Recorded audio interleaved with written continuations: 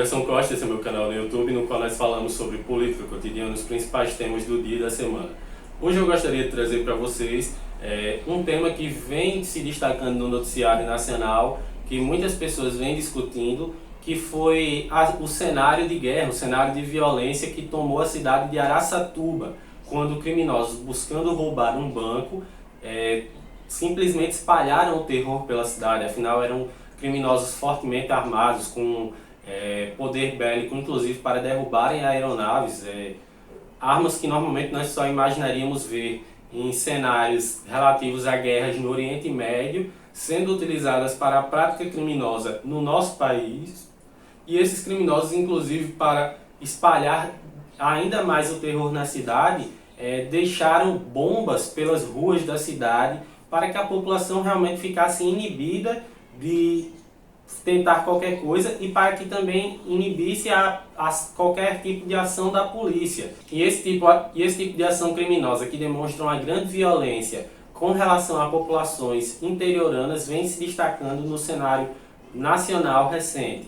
Afinal, esse tipo de caso ele está se tornando cada vez mais comum e como hoje também a informação ela está cada vez mais universalizada, hoje é possível nós compreendermos que esse tipo de caso ele vem acontecendo com uma certa frequência que não deveria, no mínimo, ser normal.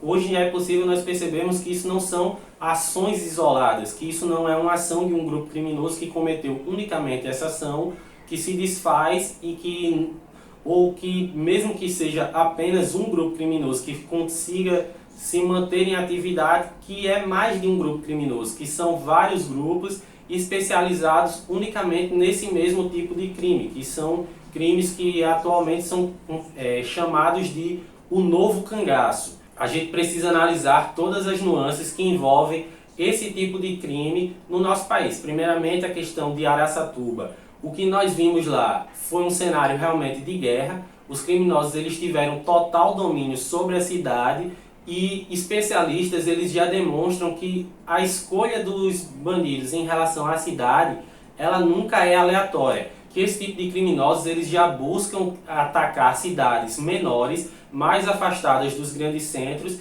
em que normalmente a presença policial é mais fraca. Cidades interioranas elas costumam ter um efetivo policial menor e um efetivo policial com menor poderio bélico. Afinal, cidades interioranas elas não costumam ter, principalmente cidades interioranas de pequeno porte, elas não costumam ter uma grande taxa de criminalidade, ou pelo menos não costumam ter uma grande taxa de criminalidade em relação a crimes tão chocantes como esses.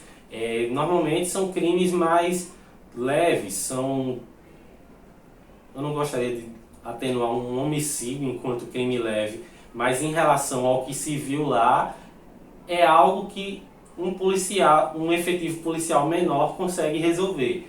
Então, assim, cidades interioranas elas não possuem a presença de batalhões especiais como o BOPE, Choque, a Rota. São tropas especializadas no combate de grandes grupos criminosos e que esses sim conseguem dar resposta para esses grupos. Como essas cidades menores elas não possuem esses batalhões especiais, é por isso que elas são escolhidas por esses grupos criminosos. E também são normalmente cidades em que a fuga é possível, é fácil de ser feita, em que dificilmente esses criminosos conseguirão ser perseguidos ou presos. Então, assim, são táticas que são todas em comum e que fazem com que se perceba que há um padrão desses crimes. E esses padrões que foram analisados por especialistas fizeram com que esses especialistas configurassem e passassem a chamar esse tipo de crime de novo cangaço.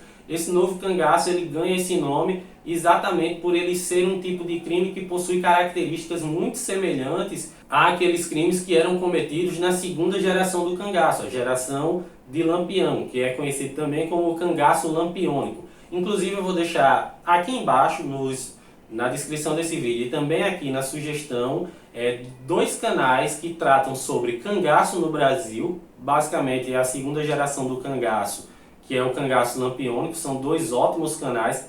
E aí, assim, diferente do cangaço da geração de Lampião, o cangaço lampiônico, em que se tinha uma região do Nordeste, um espaço geográfico determinado da região Nordeste, conhecido como Polígono do Cangaço, em que esses grupos cangaceiros eles agiam com força e que tinham um maior poder, esse novo cangaço ele acontece por todo o Brasil. Há grupos criminosos agindo e cometendo esse tipo de crime em todos os estados do Brasil, de norte a sul. Então, assim, não é mais algo que fica restrito à região Nordeste. Acredita-se que o novo cangaço ele também tem sua gênese, sua origem na região Nordeste, se espalha inicialmente por toda a região Nordeste, mas aí a partir disso ele vai ganhando força em todo o Brasil. Acredita-se principalmente que hoje esses crimes cometidos pelos grupos do novo cangaço no Brasil, eles são crimes cometidos por ordem de facções criminosas que se encontram nas cadeias e dominando as cadeias brasileiras,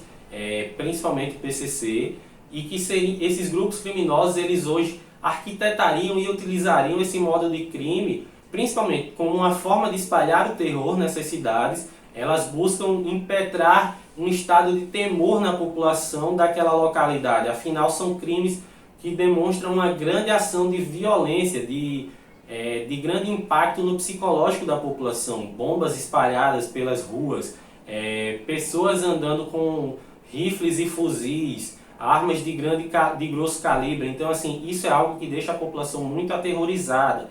Isso demonstra como se o Estado não tivesse capacidade para defender essa população. Então, assim, esses crimes hoje eles vêm para até, inclusive, ser um demonstrativo de força dessas facções criminosas no Brasil. Hoje o novo cangaço ele está sempre agindo de forma que ele vem a demonstrar que as facções criminosas elas teriam maior poder que a polícia. Inclusive é por isso que eles buscam atacar cidades menores, porque ao chegar com grande poderio de fogo nessas cidades, eles sempre se colocam numa posição de vantagem com relação aos grupos policiais que se encontram naquela localidade. E assim, se nós buscarmos no noticiário recente brasileiro, só nesse ano nós já tivemos pelo menos 3 grandes ações desse tipo de grupo no Brasil, o que demonstra que o Brasil recentemente ele vem sofrendo uma escalada na questão da segurança pública em relação à insegurança da população civil.